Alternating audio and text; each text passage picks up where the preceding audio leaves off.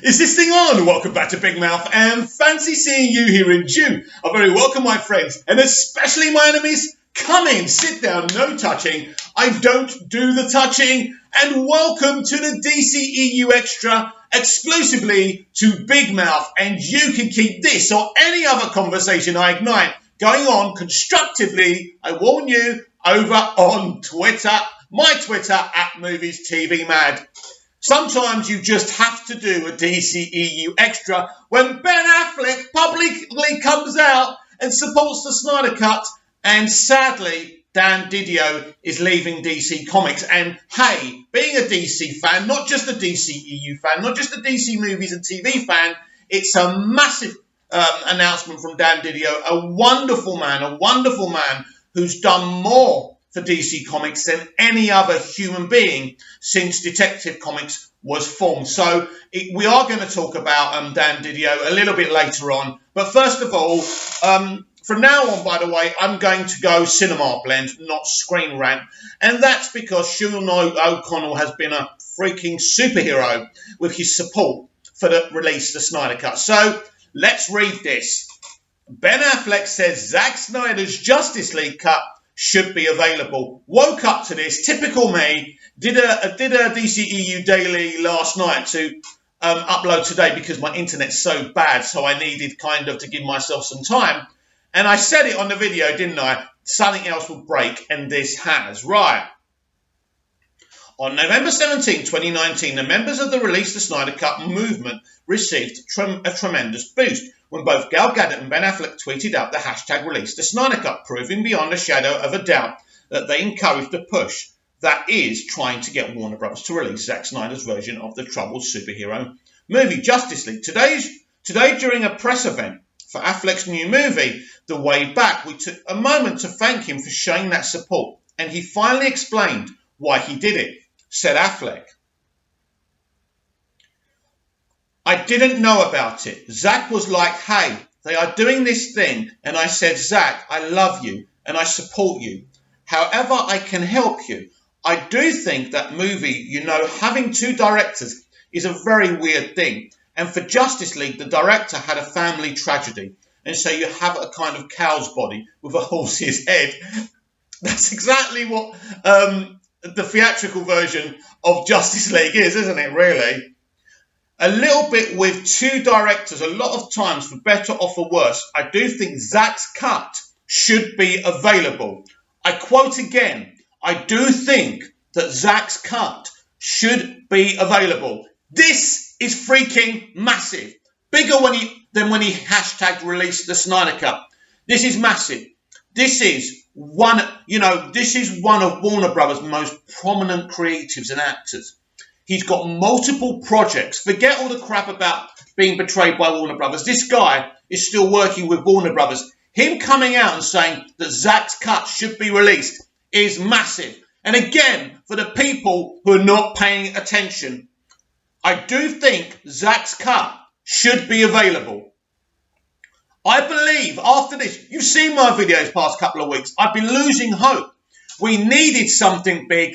This is big. This is massive. This is bigger than the biggest cannonball going out of the gun and shooting. This is amazing. Thank you, Ben Affleck. I absolutely, and everyone who's a part of this community, thanks you. We've been fighting for this for over 2 years now, and I believe this is going to get us where we want to be. But beyond that, I'm still very passionate about getting David Ayer's director's cut of the Suicide Squad out too. Very, very important. That shouldn't be an afterthought. David deserves the absolute respect that Zack Snyder's getting from us.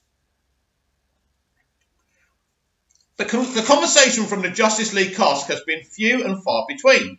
They have been stuck between a rock and a hard place regarding speaking about the movie, mainly because they still have to support the theatrical cut of the movie that they appeared in, but they know that they want to stand shoulder to shoulder with the man to which they entered into the battle, Zack Snyder.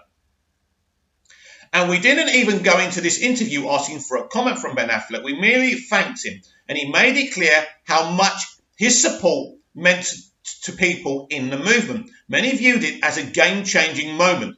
in the fight to get the Snyder's Justice League released. But Ben Affleck made it clear that he wanted to weigh in. He wanted to make it clear that he supports Zack Snyder and still supports the director with which he collaborated for years. And he dropped the mic of all mics when he officially stated that Zack Snyder's Justice League should be available. And Ben, you're absolutely right. It should be available. Will it make a difference? I think it will. Only time will tell. We have seen significant movement in the fight to get Zack Snyder's Justice League released. And the director seems to support every effort. But it comes down to the studio and Snyder striking a deal to get that version of the story released. Let's hope it one day sees the light of day. No, I don't want one day. I want it as soon as possible. I really do. You know, we really need to see this film. And I don't want to wait till I'm 85 and I can't hear properly and I can't see properly and I ain't got the strength to snap that Justice League Blu-ray in front of you.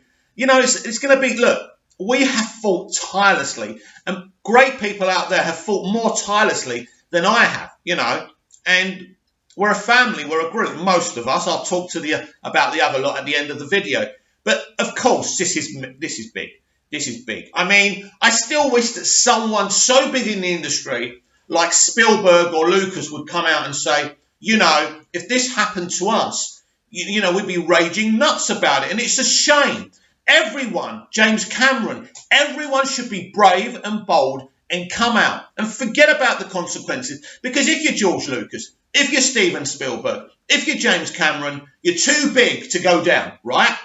It's as simple as that. Come out and support the man, whether you respect him as a filmmaker or not. And it's these big voices. And when I talk about a change in the momentum of the movement, we are doing a great job, but it has to be more than us. And when Ben Affleck, one of the major stars, not just the major stars of the DCEU, right, before Justice League and all that, right? This is a guy who was running this franchise with Zack Snyder. This is the man Christopher Nolan tapped to direct Man of Steel and run the entire franchise. We now know mentally and medically and psychologically there was no way Ben was ever going to be able to do that. That's why he turned down Man of Steel. I imagine a Man of Steel movie directed by Ben Affleck. That would have been awesome. Don't get me wrong. I'm happy with what we got from Zack Snyder. No, more than happy. Man of Steel and BVS are freaking amazing. They're masterpieces. They're works of art. We know that. But this is massive. Is this a game changer? Yes. This is a game changer. And I'll say it again. Because if the studio didn't want these people to make these statements, these people would not be making these statements. You don't understand how powerful studios are. You know, these people are scared of them. Look at what happened with the Lethal Weapon show, you know, with Clayne Crawford. You know, they nearly destroyed that guy. He's doing really well for himself. And I supported him and what happened with Lethal Weapon, like I'm supporting Zack and the Snyder Cut and the Air Cut. When you see a wrong, you've got to right it. You've got to stand up and be counted. And now Ben Affleck, a re-energized Ben Affleck, is standing up to be counted. This is really important. Gal Gadot, after that, a trailer release was in an interview. She supports Zack as well. It's obviously disappointing that Henry won't come out and say boom, but obviously he's very concerned. He doesn't feel he's as powerful and he's not as robust as those other people like Ben Affleck to make these statements. But it doesn't matter. Ben Affleck is, you know, very prominent. This is a game changer. And I believe that Ben may know that maybe the Snyder Cut is coming. And then that leads me to discuss again, when are we going to see this movie and what's holding it up? And I told you about a week ago that it really is all about what kind of cut of the Snyder Cut they release. It's either if we're going to get that 3.5 hour, 4 hours of goodness that Zack is desperate to release, or go with what Warner Brothers want right now, which is to cut it down to 3 hours, which is basically as long as the Ultimate Edition of BVS. I've said before, and people didn't like it when I said I just want to see what Zack was going to give us. Maybe the 3 hours, then do the rest of it. But damn it, we want to see that goodness, don't we? We want to see those 4 hours. So I think Zack needs to stick by his guns, and I just think Warner Brothers need to do this. I mean, they've got a Friends reunion for HBO Max. That's massive. Imagine having that launched and the Snyder Cut, 4 hours of Justice League goodness on the launch date for HBO Max. It would be massive. I'm beyond desperate to see this film. I think this film is going to be the biggest thing of all time. But bigger than the actual film is the narrative of what happened with this film. Nothing like this. No, I'll correct myself. Many things like this happen all the time. This actual exact thing happened with J.J. Abrams' The Rise of Skywalker, where he wanted to release a 3.5 hour movie, an epic, to finish the Skywalker saga with him. And Kathleen Kennedy, Disney, and Lucasfilm basically cut that film to pieces. The difference is with that story, they didn't push J.J. out because J.J. Abrams is just so big, right?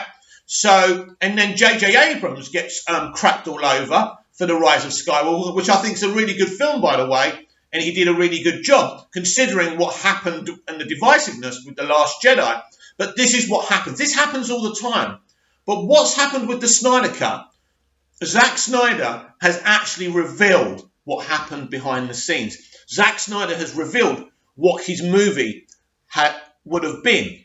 Now, this is interesting and this is historic because no creative has ever been fucked over by a studio. Then said creative had the guts and the balls to come out and publicly talk about it and fight with the studio to get it released. He's fought and he's won. And we've won just by putting out there how he was treated and by Zack constantly posting what the film might have been because it gets people excited. Now, we know anything's going to be better, as Ben calls it, this film that's pretty much a horse with a pig's head, or however he described it, right? And it is exactly that. So this is, as I say, this is the biggest thing ever. And, you know, this is the shot in the arm our movement needed. And we absolutely have to take this now and keep fighting. And I will end this video with a negative, but coming up, we are going to talk about Dan Didio. So Dan Didio is out as co-publisher of DC's comics. This man is Mr. DC. He's been on my, Blu-ray bonus features on Superman stuff, on DC stuff, on DC animated stuff. He is an amazing guy. And this is what the Hollywood Reporter is saying about his exit as co-publisher. The industry veteran had served in the role since 2010. Dan Didio is no longer with DC. The Hollywood Reporter can confirm. Didio has served as publisher of DC alongside Jim Lee since 2010, following a 6-year stint as VP Executive Editor, and prior to that, VP Editorial.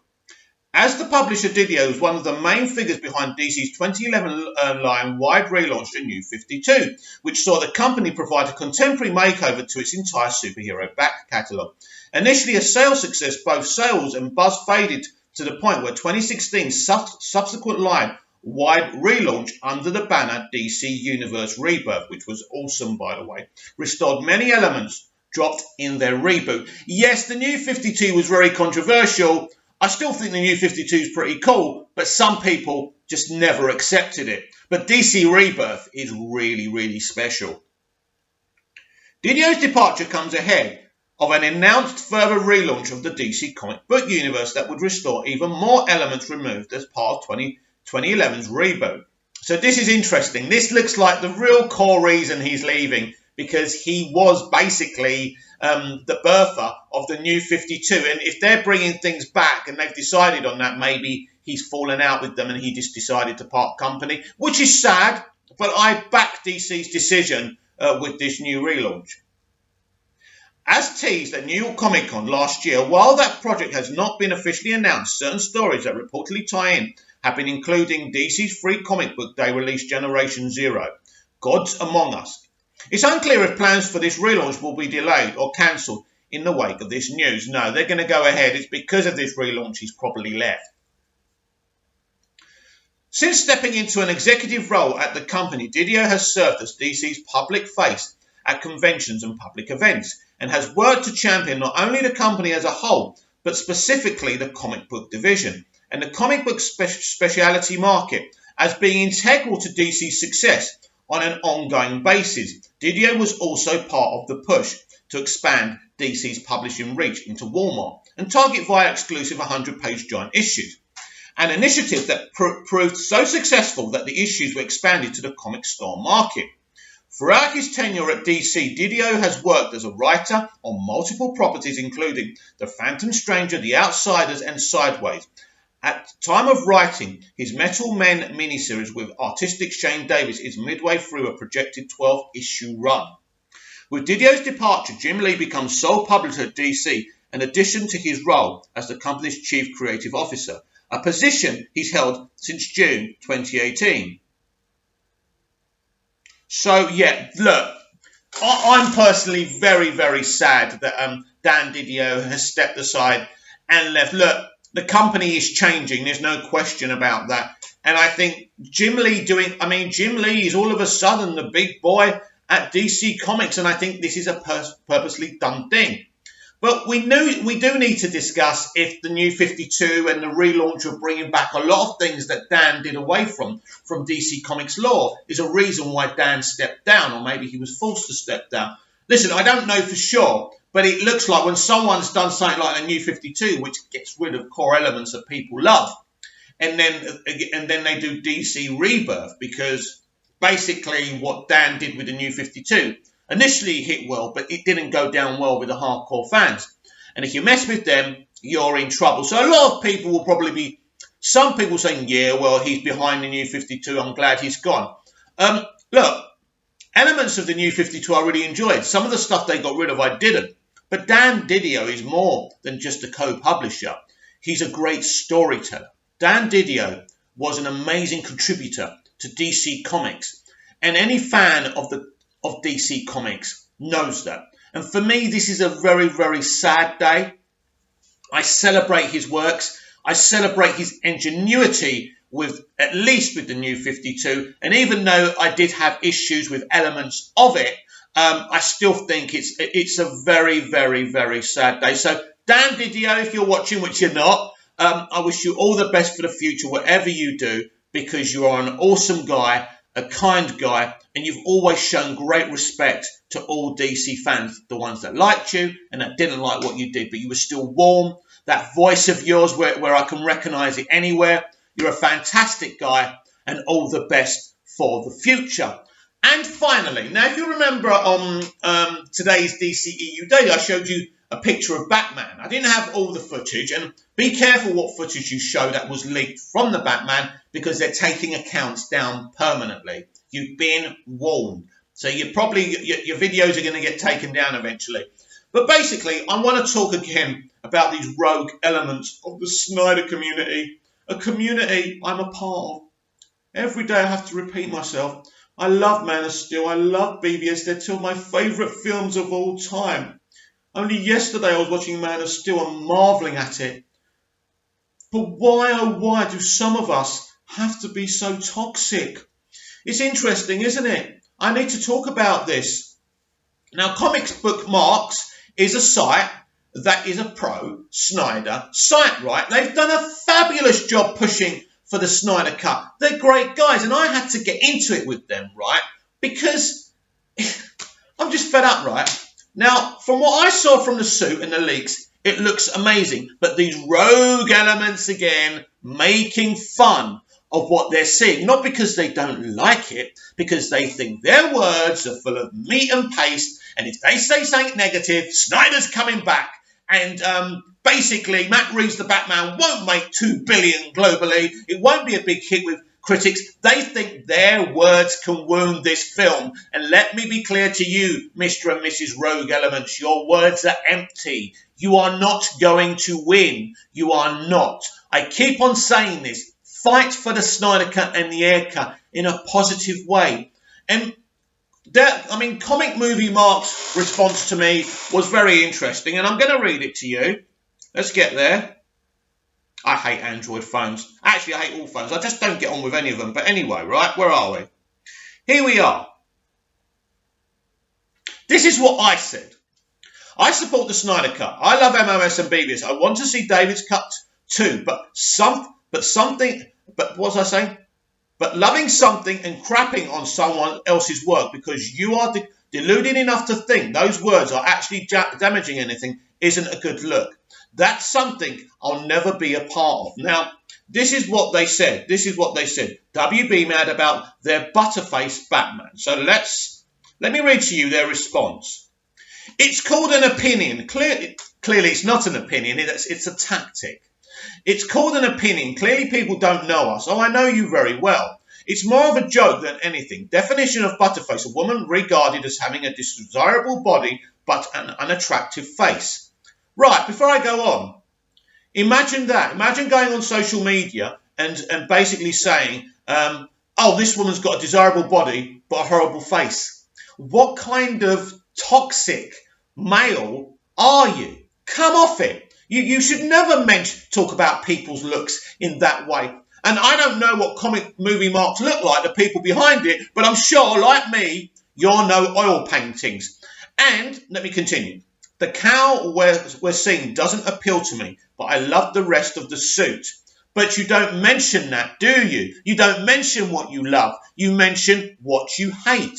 It's an agenda. And your agenda train hasn't got any brakes on it. And these people are the tip of the iceberg. I'm seeing so many prominent members of this community, reaching down to the pit and talking this way. We talk about Ben Affleck. We talk about how toxicity can hurt him. There's people saying, like Davey Pienaar, that maybe the petition to get him to run the whole Batman franchise on his own. Dave Pienaar's been saying that could put more pressure on him. And that's the reason, because Davey understands something. It wasn't Warner Brothers that forced him off the Batman. It was himself. He couldn't handle it, as we've already discussed. So how do you think that Matt Reeves feels when you're purposely shitting on his work? Not because you actually think it's bad, because you think your words are fully loaded and can damage this film and can damage this film's success. You will not damage anything. The mainstream audience don't listen to you. And that's the end of it. Stop it. This is not the way you are going to fight for the Snyder Cut. Let's go back a bit. Let's go back to March, whatever the date was, 2016, when Batman v Superman was released. Critics were hating on it. Many people were hating on it. Do you remember how it felt when people were crapping on something you loved? Do you remember when people were crapping on Man of Steel? Do you remember when you were bullied because you loved the film? Do you remember how that felt, right? And some of you who suffer with anxiety and depression, it made you feel really bad. How do I know this? Because I talk to you. So why us people who were bullied for liking something are now bullying and being toxic about a director and a film he's trying to make, calling him a snake, crapping on his work that looks magnificent, by the way. He's a qualified director and writer. What are you qualified to do? How dare you? You know how it feels. You know how it feels to be bullied for something you love. And you're doing it to other people. And you're being toxic towards this man's film. How dare you? I don't hate you. I feel sorry for you. Now rein your heads in and fight for this community and fight for Zack and fight for these David's and Zack's films in the correct manner. We were bullied because of what we loved. Remember that. And now you are becoming what you hate. You are literally becoming Darth Vader. Anakin Skywalker originally is a hero. He becomes something he despises. Evil. Menace. He becomes Darth Vader. George Lucas, when he got into filmmaking, didn't want to be a slave to the studio system. In the end, he became a corporate entity of the studio system. And he even admitted he didn't like that. But at least he had control of his own destiny. Some of us are becoming what we hated. We're becoming what attacked us. We were attacked for loving the DCEU and Zack Snyder. And now you are doing the same thing.